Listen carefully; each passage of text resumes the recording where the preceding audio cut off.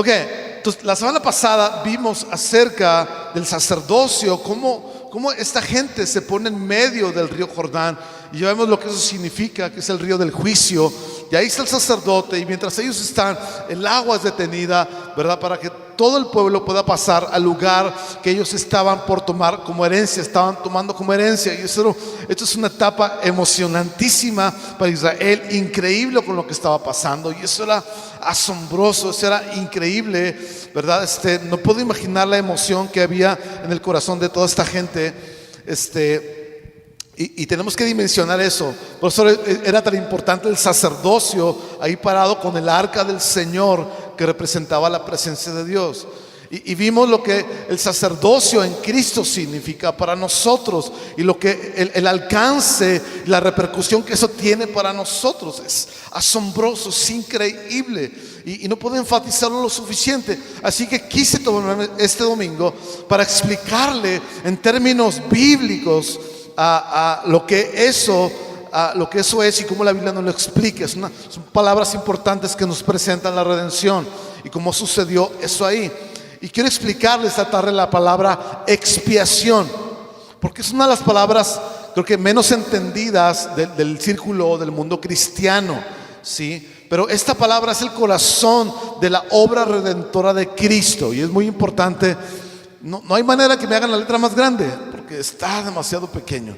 Este es el corazón de la obra redentora de Cristo. Quiero que me acompañe. No vamos a leer hoy Josué, porque nos tomaría más tiempo. Romanos capítulo 1, pero tiene todo que ver con lo que hablamos la semana pasada. Romanos 1, versículos 18, por favor. ¿Sí? Quiero decirle, como vimos la semana pasada, que la gracia es cara, ¿sí? Qué caro es el perdón, ¿sí? Y a veces nosotros como seres humanos a veces tenemos ideas equivocadas acerca de ambas, y por eso pensamos que solo algunas ciertas personas pueden tenerlas, ¿verdad? El perdón y la gracia. Personas que por naturaleza, ¿verdad? Están, no sé, predispuestos a ser lindos, ¿verdad? A ser gente linda. Pero no todos somos así, y yo menos, ¿verdad? Decimos, y ay, qué difícil, ¿verdad? La gracia y el perdón para uno. Pero gracia, escuche bien, es cara para todos, pero sobre todo es cara para el que la da, que es el Señor. Y ahí es donde la palabra expiación entra, ¿sí? Y la palabra expiación, ¿sí?, se define de la siguiente manera. Si me ponen la filmina, por favor. Ok, perfecto. Expiación es pagar a satisfacción la santa ira de Dios contra el pecado. Qué fuerte enunciado, ¿no cree usted? Ahora, escuche bien. Cuando el apóstol Pablo escribió sus cartas o sus epístolas durante el Imperio Romano, en el mundo grecorromano, esta palabra expiar, sí, era una palabra conocida ya por toda la cultura. De hecho, se encuentran muchos de los documentos de ese tiempo no bíblicos, históricos no bíblicos, documentos de diferentes países y ciudades del mundo de ese entonces. Y siempre se usaba esta palabra con un solo significado. Significaba lo que se hacía en el ofrecimiento, ya fuera de animales o aún de seres humanos, en sacrificio para aplacar la ira de los dioses. Wow. Entonces no es una palabra que la gente no conociera en esa cultura que Pablo escribió, ¿sí? Cuando Pablo pone ahí que Jesús fue entregado para expiar nuestros pecados, ¿sí?, todo mundo entendía de lo que se estaba hablando. Todo el mundo podía comprender: Cristo fue ofrecido para expiación de nuestros pecados. Y todo el mundo entendía, se estaba aplacando la ira de Dios. Vamos a seguir leyendo. Sí, dice: la consecuencia de nuestro pecado es el justo juicio que Dios ejecutará sobre el pecador. Al morir en nuestro lugar y tomar nuestros pecados sobre sí mismo, Jesús, ¿qué hizo? Expió nuestro pecado, y Él satisface la justa ira de Dios para todos los que creen. Wow. Ahora, el tema es serio, por lo que usted acaba de leer ahí. El resultado es extraordinario. El tema es fuerte, el resultado es asombroso. Pero nosotros necesitamos entenderlo en seriedad, en su terrible realidad, si es que vamos nosotros a disfrutar del extraordinario resultado, ¿sí?, de la expiación de Cristo por nosotros, de su sacerdocio a favor de nosotros.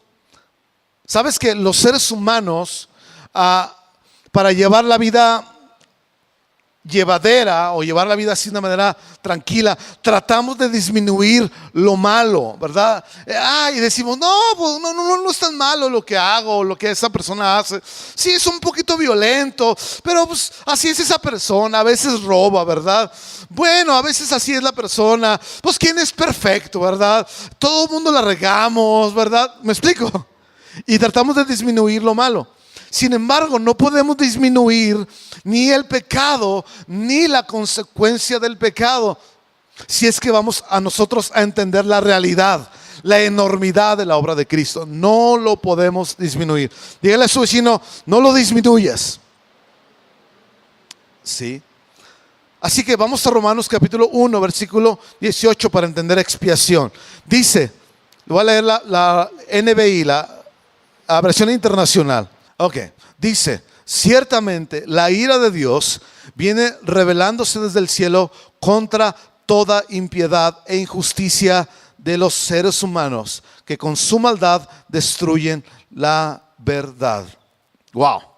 ¿Sabes? Mucha gente dice que la ira es un asunto del Antiguo Testamento, pero no es cierto. ¿Estamos leyendo qué parte de la Biblia? El Nuevo Testamento. Y de hecho casi todas las epístolas hacen mención de la ira de Dios. ¿Por qué? Porque Dios no cambia. Diga conmigo, Dios no cambia. Dios es el mismo en el Antiguo Testamento y en el Nuevo Testamento. Y en el futuro, en la Nueva Jerusalén, es el mismo Dios. Pero dice que se revela ¿contra qué? ¿Contra cuánta impiedad?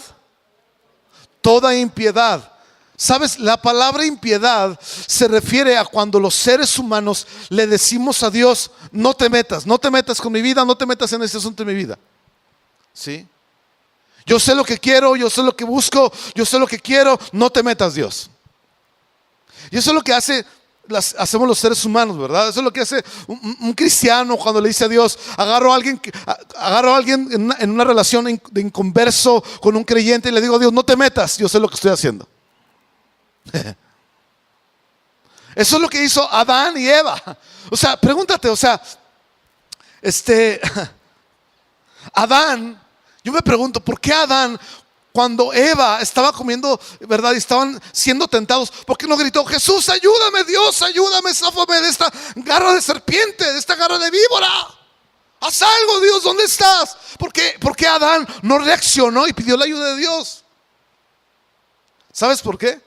Porque Adán lo que estaba haciendo esencialmente y Eva estaban haciendo es, voy a comer de la manzana y no te metas, Dios. Yo sé lo que estoy haciendo, así que hazte a un lado. No intervengas, no te metas conmigo. Yo voy a hacer lo que yo quiero. Y eso es lo que el ser humano ha hecho desde entonces. Sí, le decimos a Dios eso. Y encontramos, por ejemplo, que el problema de la tentación no es la tentación en sí misma, sino el rechazo por Dios cuando somos tentados.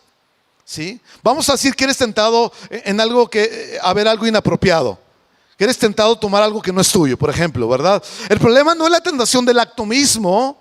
El problema es que esa cosa te jala a decirle a Dios, no te metas, yo ya sé lo que yo quiero.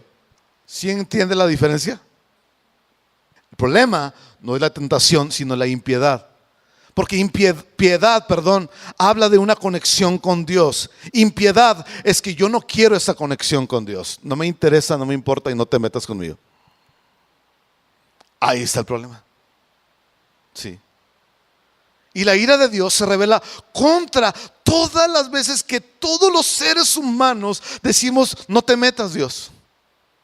Yo sé lo que quiero. Toda impiedad, porque toda impiedad tiene consecuencias. Y ese es un sueño de opio que tiene la gente, ¿verdad? De que no hay consecuencias. Siempre hay consecuencias a todo. Y luego dice el versículo, se revela contra toda injusticia de los seres humanos. E injusticia, mi hermano, se refiere a actos contrarios al carácter de Dios. ¿Sí? Por ejemplo, la mentira. La Biblia dice que Dios no miente, Él es la fuente de toda verdad, ¿cierto? Y nos dice con claridad que el diablo es el padre de toda mentira. Entonces, cuando nosotros mentimos, aún la mentirita blanca, ¿verdad? Como dice la gente, es una injusticia porque es contraria al carácter de Dios.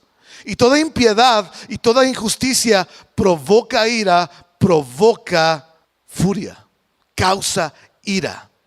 ¿Qué cosa? Toda injusticia y toda impiedad. ¿Sí? El problema de nosotros los seres humanos es que nosotros creemos que no hay consecuencias y que de alguna u otra forma nosotros nos vamos a librar de ella. ¿Sí? Eso es lo que la gente piensa normalmente. Capítulo 2, versículo 1 ahí de Romanos.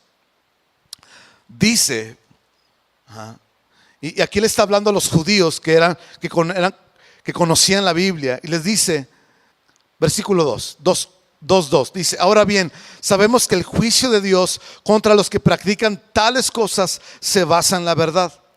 ¿Piensas entonces que vas a escapar del juicio de Dios? Tú que juzgas a otros y sin embargo haces lo mismo que ellos. Y empieza con una serie de preguntas. ¿No ves que desprecias las riquezas de la bondad de Dios, de su tolerancia y de su paciencia, al no reconocer que su bondad quiere llevarte al arrepentimiento? ¿Qué es lo que lleva a una persona al arrepentimiento? ¿Los regaños y los apes? ¿Qué es lo que lleva a una persona a la bondad de Dios? Perdón, al arrepentimiento. La bondad de Dios. No hay manera en que alguien se arrepienta hasta que no vea la bondad de Dios. ¿Ok?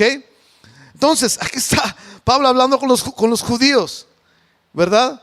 Ahora, esa es la mentalidad, porque les pregunta y les dice: ¿piensas que vas a escapar del juicio de Dios? Tú que juzgas a otros, etcétera. Ahora, esa es la mentalidad de la raza humana, no solamente de los judíos, ¿sí? Y muy en particular de los mexicanos, que de alguna manera nos vamos a zafar, que de alguna manera nos vamos a librar. Sí, la estoy regando, pero como quiera que sea, ¿verdad? Yo me zafo. Como la gente dice, pues yo le doy vuelo a la hilacha, ¿verdad? Y yo vivo y le doy gusto a todas las cosas, a todas mis lujurias, ¿verdad? Y 20 minutos antes de morir me arrepiento. Y ya me libré, ¿verdad? Hice lo que quise aquí y de todos modos no me fui al infierno porque 20 minutos antes me arrepentí. ¿Verdad que si piensa la gente en lo general? Sí piensa. Y eso es lo que hacen los alumnos, por ejemplo, cuando hacen sus tareas, cuando no hacen sus tareas o no estudian sus libros. Luego llega el día del examen y ¿verdad? Y estaba esperando el chamaco que por un golpe de suerte ¿verdad?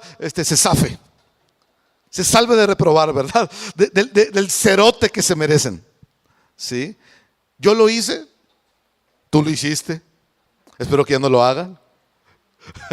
¿Sí? Pero es esa sensación de que yo no me voy a escapar, de que a mí no me va a pasar, de que yo me voy a librar. Como quiera yo le doy mordida a San Pedro y logro entrar. O en la cultura de la cual venimos todos nosotros, unos 25 novenarios para que me empujen y yo entre al cielo, ¿verdad? Y no es así, así no funciona. Nadie se va a escapar del justo juicio de Dios, donde todas las acciones, todas las palabras, todas las actitudes, todas las omisiones y todas las impiedades y todas las injusticias de nuestra vida van a estar registradas y Dios va a juzgar a cada uno. Cada uno. ¿Sí? Ahora, versículo 5 de aquí del capítulo 2. Dice: pero por tu obstinación y por tu corazón empedernido sigues acumulando castigo o atesorando castigo contra ti mismo para el día de la ira, cuando Dios revelará su justo juicio. Aquí la palabra, varía la versión, dice acumulando o atesorando. Es una palabra importante aquí. ¿Sí? El asunto del pecado y del castigo es que Dios acumula, escuche bien, la ira. Nosotros vemos a la gente, ¿verdad? Y vemos como que no pasa nada y lo malo, y siguen haciendo lo malo, ¿verdad? Y siguen viviendo y todo el mundo hace lo que quiere. Pero la razón es que el juicio de Dios todavía no se revela. Dios todavía no juzga al mundo. Y aún aunque a veces hay juicio sobre naciones, pero el juicio sobre el individuo aún no viene. Pero va a llegar el día de la revelación del justo juicio de Dios, pero todavía no es. Pero el hecho del perdón no es como tú y yo lo pensamos a veces. Vamos a decir, un niño quiebra un vaso. Mira, mamá, lo que hiciste, chamaco, ¿verdad? Pero a la mamá se le pasa el coraje. ¿Sí? Y luego le hace como que lo amenaza, de esas amenazas vacías de las mamás, ¿verdad? Y es la última vez que haces eso, ¿verdad? Pero ya van como 352 veces que se lo dicen el día. Y entonces ya no hubo castigo. Uf, ¿verdad? ¿Cuántos se acuerdan de eso? ¿De cuántos castigos te libraste tú? De que te amenazaron y nunca sucedió. Bueno, así no es con Dios. Porque Dios no es una mamá. Dios es el juez del universo. Y si es un juez, si a un juez, se le olvida el castigo, todos nosotros estaríamos furiosos, ¿cierto o no? Si a mí me roban y vamos a decir la persona me golpea y me deja todo sangrentado y luego atrapan al ladrón y luego el preso le ruega al juez, ay, perdóname, es que estoy traumado, ¿verdad? El juez dice, está bien, ¿verdad? No hay problema. Y se le olvida el castigo al juez, yo voy a denunciar a ese juez. ¿Usted? No, uno está muy convencido, ¿verdad? ¿Por qué? Porque la mala acción debe tener una mala consecuencia. ¿Por qué cree que en México estamos bien amolados? Porque nunca hay consecuencias de nada, ¿verdad que no? A él le abonaron 10 millones .5 de dólares y andan cachetones. Aquel se metió a la bolsa, quién sabe qué tantas cosas, aquel quién sabe qué hizo. Como si nada, ¿no? Entonces la Biblia nos enseña que Dios va atesorando o acumulando la ira de todas las injusticias y de todas las impiedades de todos los hombres en todos los tiempos. Pero dice, pacientemente atesorando aquella ira para el día de la revelación del justo juicio. Ahora, brínquese ahí a Romanos 3:25. Romanos 3:25 al 24. Vamos a empezar desde el 24, porque quiero aquí conectar otra palabra que es importante en la Biblia con la palabra expiación. Dice, versículo 3:24, pero por su gracia son justificados gratuitamente mediante la redención que Cristo Jesús efectuó. Dios lo ofreció, o sea, Jesús, como un sacrificio ¿de qué? De expiación. La otra versión dice en propiciación, que se recibe por la fe en su sangre para así demostrar su justicia. ¿Dios tenía que demostrar su justicia? Sí. Por eso agarra a su hijo y lo ofrece como propiciación o expiación, ¿verdad? Por el pecado de todos nosotros. Sí. Hablando de Jesús, dice que a quien Dios puso como propiciación. Ahora, ¿qué significa propiciación? En el tabernáculo de Moisés, mis hermanos, que era el lugar más sagrado, que era el lugar santísimo, había un arca, ¿sí? Y el arca era el arca del pacto. Y era un pequeño cofre de madera recubierto de oro puro. Y sobre él había una tapadera de oro macizo. Y esa tapadera tenía labrados 2 ángeles alados encima de ella. Y esa tapadera se le llamaba el propiciatorio. O sea, el lugar donde Dios nos es propicio, es decir, que está inclinado favorablemente hacia nosotros. Eso es lo que la palabra propicio significa. Pero el pecado del pueblo contaminaba el lugar santísimo. Entonces, una vez al año el sumo sacerdote entraba con sangre inocente de algún animal que se había sacrificado y salpicaba esa sangre sobre el propiciatorio para purificarlo de la contaminación de nuestros pecados. La escritura dice en Hebreos 9, no lo voy a leer ahorita, que Jesús ascendió al cielo para purificar los lugares sagrados del cielo. O sea que el pecado nuestro no solo contamina nuestras vidas y contamina el planeta, sino que la escritura dice que en el lugar santísimo de Dios en el cielo está contaminado por el pecado de la raza humana. Y Cristo sube con su propia sangre y salpica su propia sangre sobre el lugar santísimo de Dios en el cielo y así lo purifica. Wow. no me imaginé que mi pecado afectaba el cielo. Pero así lo dice Hebreos. Los lugares celestiales tenían que ser purificados con sangre mejor que la de machos cabríos, o sea, los animales que se ofrecían. Entonces nos damos cuenta que el pecado es una cosa gravísima. No solamente ofende a Dios, no solamente me ensucia a mí, ¿verdad? Sino que aparte contamina la morada celestial del Dios del universo. El resultado es ira, furia, coraje, enojo. Si usted lee el Nuevo Testamento con una mente honesta, usted va a encontrar eso todo en el Nuevo Testamento, una y otra vez, una y otra vez. Escuche bien. Ahora pónganme la otra filmina, por favor. Sí, porque entonces, mis hermanos, viene Jesús. No, la otra, no, súper, no sé si después. Entonces viene Jesús, sí, ofrecido por Dios mismo como propiciación. ¿Qué significa eso? Un sacrificio que soporta la ira de Dios hasta el final, y al hacerlo cambia esa ira en favor hacia nosotros. Wow. Eso fue lo que sucedió en la cruz del Calvario. ¿No le emociona? Porque Dios estaba enojadísimo, enfurecidísimo por nuestro pecado. Pero en la cruz del Calvario, esa ira, ese coraje se cambió por favor hacia nosotros. Y Dios no solamente perdonó el pecado y olvidó el castigo, así no funciona, sino que acumuló su justa ira contra todo ese pecado, y en la cruz derramó toda esa furia, el coraje que Él había acumulado en contra del pecado, y lo derramó todo sobre la persona que jamás pecó, el único que nunca pecó, Jesús de Nazaret.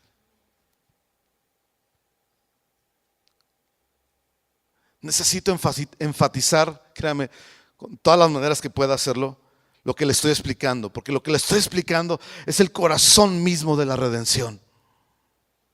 Sin esto, olvídese de la Biblia, olvídese de las promesas, olvídese de que Dios es bueno. Si esto que le estoy explicando no hubiera sucedido, no habría absolutamente nada a favor de nosotros, nada. Y si yo no comprendo la expiación con todas sus implicaciones, yo siempre, escuche bien, ese es el gran peligro, si no logro captar esto, yo siempre seré alguien más tratando de convencer a Dios de que no soy tan malo y de que me bendiga, por favor, cosa que no sucede. Siempre estaré tratando, seré alguien más que está tratando de portarse bien, de mejorar en la vida, ¿verdad? Para que Dios me acepte o para que los demás me acepten. Y así no funciona. En el corazón de la doctrina de la redención o de la expiación, mi hermano, es este requerimiento incambiable, eterno, de la santidad y la justicia de Dios, de que el pecado reciba su justa paga. Eso no se puede quitar porque Dios es perfectamente justo. De hecho, el misterio revelado en la epístola de los Romanos es: ¿cómo puede Dios ser justo y al mismo tiempo perdonar a los culpables? ¿Cómo? En la tierra eso no se puede hacer, porque si es justo los tiene que castigar, ¿a poco no? Pero si los perdona, entonces ya no es justo. Entonces, ¿cómo puede ser justo y al mismo tiempo justificar? La cruz es donde esto sucede. Por eso la cruz es central a nosotros, a nuestra vida, a los que seguimos a Cristo. Vaya a Romanos capítulo 3,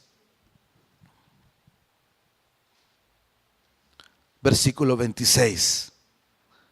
Bueno, 25. Dice: y Dios lo ofreció a Jesús como un sacrificio de expiación que se recibe por la fe en su sangre, para así demostrar su justicia. Anteriormente en su paciencia Dios había pasado por alto los pecados, pero en el tiempo presente ha ofrecido a Jesucristo para manifestar su justicia. Dios tenía que ser justo, porque siempre es justo. De ese modo, Dios es justo, dice, y a la vez, ¿qué dice? No lo están leyendo, ¿verdad? Dice, de este modo Dios es justo y a la vez el que justifica a los que tienen fe en Jesús. ¿Dónde sucede eso? En la cruz del Calvario. Wow. Por eso, mis hermanos, ningún creyente que de veras ha creído en Cristo puede jamás dejar la cruz. Jamás, jamás, jamás. La cruz es una realidad en tu vida por los siglos de los siglos de los siglos de los siglos. Escucha bien, la cruz no es una cuestión de moda. No es una predicación de moda, no es una canción de moda. No, no, mis hermanos, la cruz es el eje de nuestras vidas, de toda la eternidad. Para siempre. Por eso el Hijo de Dios que murió y venció la muerte, ascendió a los cielos, mi hermano. Él, por eso, llevará las marcas de su muerte. Los hoyos en sus manos, en su costado, en sus pies, las marcas de los azotes y de los espinos, las llevará sobre su cuerpo por toda la eternidad. ¿Por qué? Porque la cruz es el eje de la historia. La cruz es el punto donde todo cambió. Y en la expiación, la justa ira de Dios es satisfecha. La justa ira de Dios es aplacada en la cruz del Calvario. Y Jesús, como decíamos la semana pasada, se pone ahí y absorbe, succiona, aspira toda la ira y todo el castigo que nuestros pecados merecían.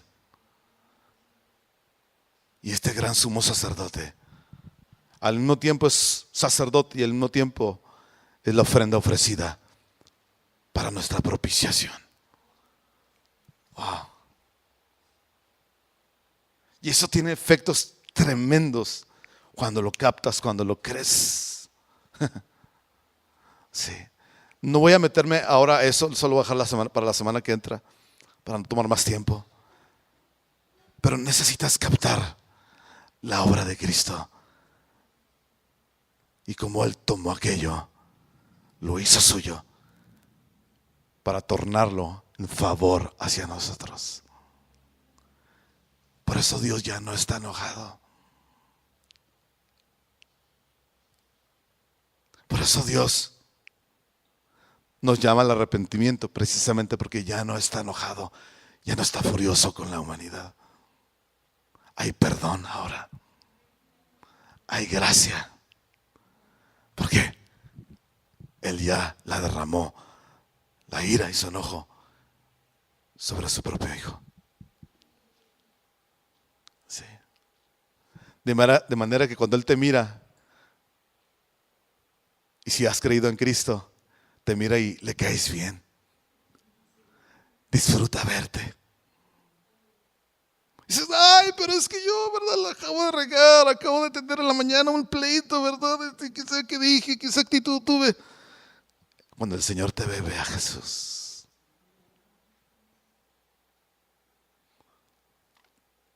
Y eso, ¿cómo me trae paz? ¿Cómo me trae alegría? ¿Verdad? Porque ¿verdad que cuando uno la riega, uno se quiere hundir y uno se quiere, ay, yo no sirvo para cristiano, ¿verdad que todos nos sentimos así? Hasta mueve la cabeza. Pero ¿sabes qué? Él es nuestra propiciación. Él es nuestra expiación. Y nosotros, salvados, entramos a la salvación, entramos a la herencia, entramos a la redención, entramos a las promesas, porque alguien se paró a nuestro favor. Wow. Gloria a Dios. Quería tomarme el tiempo para explicar esto, porque es esencial que nosotros lo captemos. Por eso, cada cosa que sucede en la Biblia, todo apunta a Cristo, todo. Sí. Estos hombres parados frente al río Jordán, en medio del Jordán. Sí. todo apuntaba a Jesús.